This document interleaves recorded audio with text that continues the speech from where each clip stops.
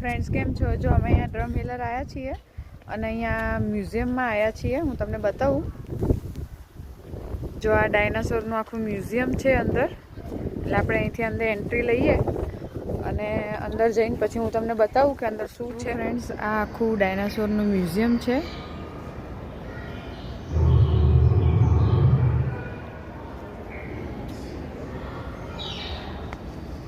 તો ફ્રેન્ડ્સ, આ જે પાર્ટ્સ છે, જો આ ડાયનાસોર છે, આ ઓરિજિનલ છે, બહુ વર્ષો જૂનું છે. અહીં મ્યુઝિયમમાં મૂકેલું છે આ લોકોએ.